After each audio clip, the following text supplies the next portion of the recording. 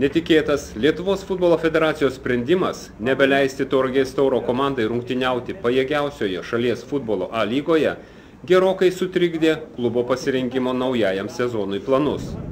Dar sausio 6 dieną į pirmąją treniruotę susirinkę futbolininkai, vadovaujami naujojo komandos trenerio Ivano Tabakovo, pradėjo pasirengimą žinodami, kad jų tikslas – kuo geriau pasirodyti rungtyniaujant su stipriausiomis šalies komandomis.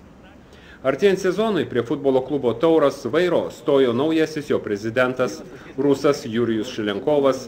Vasario 6 dieną Taurui suteikta A lygos licenzija, laukta investuotojų iš Rusijos paramos.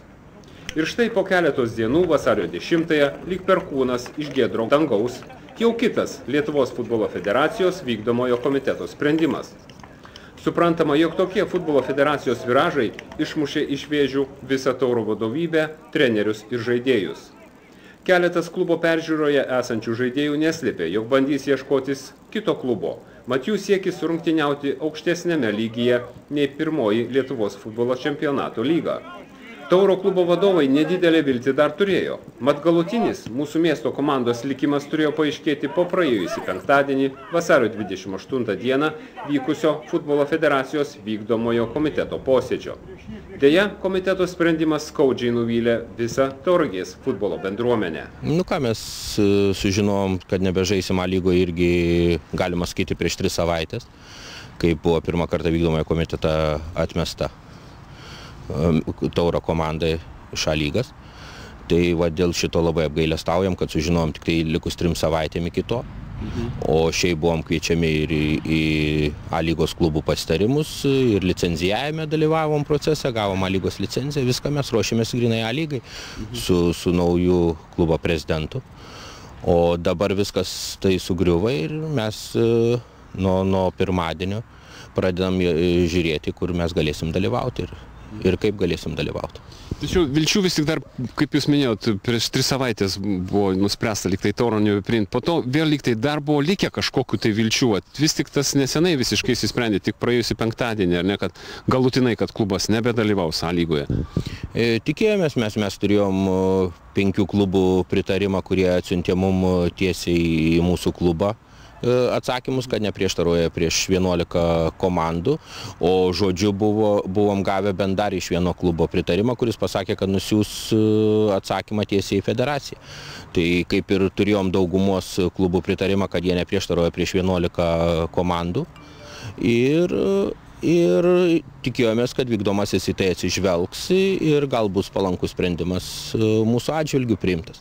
Mes tikrai nesiveržėm į tą lygą, kaip kad mums būtinai garbė kažkokia ar tai dalyvauti. Aišku, garbė ir A lygoje dalyvauti, nei kalbos nėra, bet mums asmeniškai tai tikrai mes ne dėl to.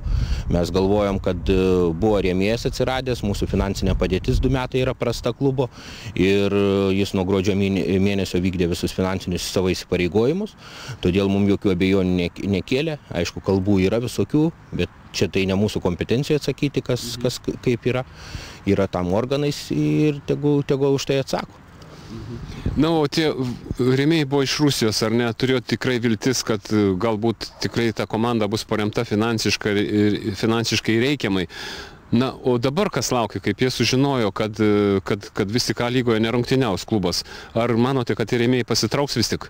Šiuo metu jie pasakė taip, pasitraukė iš klubų. Daugiau dar susitiksim kartą, kalbėsimės, bet paskutinis jų žodis buvo taip, kad jie traukėsi iš komandos. Komandos dalininkas tvirtina, jog dabartiniu metu Tauro komandos kaip ir nebeliko. Futbolo ekipą reikės lipdyti iš naujo.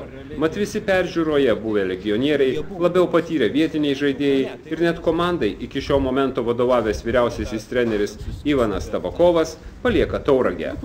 Mūsų klubo vadovybė pati padeda jiems ieškoti kitų klubų. Priežastis – pasitraukus rėmėjams iš Rusijos, išlaikyti patyrusių žaidėjų, kuriems reikia mokėti solidžius atlyginimus, klubas galimybių nebeturi. Nemanau, kad liks kas nors komandui, nes visiems ieškom patys padėti galimybių kažkur tai susirasti komandas, laika labai mažai. Ir dalis jau yra išvažiavusių, dalis dar viešbutį, bet tikrai jie neliks Tauro komandai, nes mes net neturim tokių galimybių juos išlaikyti. Tai rungtyniaus Tauras vis tik pirmoje lygoje, tai remsimės vien tik savais grinai žaidėjais, tauragiškiais, ar ne? Yra sprendimas, kad gali vienas legionierius žaisti. Tai ar rungtyniausim mes pirmoje lygoje, ar antroje lygoje, ar aplamai, kur rungtyniausim, aš dabar negaliu atsakyti šią minutę. Mes turim susirinkti, kalbėti, spręsti, nes kol viskas dabar prasideda, grubiai kalbant, nuo nulio. Nes buvo pasiruošimas, buvo prezidentas, buvo visai kiti planai ir dabar viskas sugriuvo. Taigi, šiai dienai dar jūs išties dar nieko negalite pasakyti, ar Tauras iš vis dalyvaus kažkuriuose bent pirmenybėse? Jeigu sąžiningai, tikrai negaliu pasakyti, o galiu vieną pažadėti visiems, kad tikrai darysim viską, kad Tauro komanda būtų ir kad ji dalyvautų kuo aukštesnėje lygoje ir kuo stipresnė komanda būtų. Bet ar tai pavyks padaryti, čia ne nuo manęs viena priklauso. Aš vienas tikrai nieko negaliu padaryti. Su rėmėjais kalbėsit šiandien? Visų pirma, su dalininkais, su savivaldybė kalbėsim, su rėmėjais. Yra planai tokie, kad žadam kviesti visą aktyvėją futbolo bendruomenę į susitikimą, nes keista situacija su mūsų apskrities futbolo federacija. Mūsų prezidentas yra vykdomojo komiteto narys, o nei kartą nebuvo susisiekęs su klubu nei po pirmo balsavimo, nei po paskutinio, tai yra, skaitau, nenormalu. Šiam futbolo sezonui Tauro komanda rengėsi rimtai. Su komanda dirbo patyręs treneris, ekipa sužaidė ne vienerias kontrolinės rungtynes. Dar praėjusį penktadienį draugiškose rungtynėse su Pakruojo Kruoja Tauro dirbtinės aikštės stadione matėme rungtyniaujančius kone visus pagrindinės sudėties žaidėjus, ekipos legionierius. Beje, šį kontrolinį susitikimą mūsų komanda pralaimėjo 0-1. Liūdniausia žinia ta, kad naujai suburti Tauro komandos šiam sezonui galima ir nebespėti.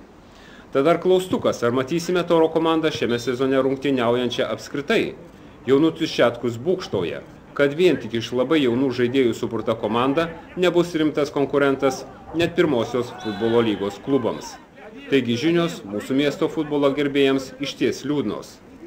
Šiandien arba rytoj rimtam pokalbiui renkasi futbolo klubo Tauras dalininkai, tikimasi, kad jame dalyvaus ir rajono savivaldybės vadovai. Tik nuo jų sprendimo ir nuo tai, ar bus atrasta Tauro komandai rėmėjų, priklausys mūsų ekipos rytdiena. Norisi vis dėlto tikėti, kad bus rasta priemonių išsaugoti Tauro komandą.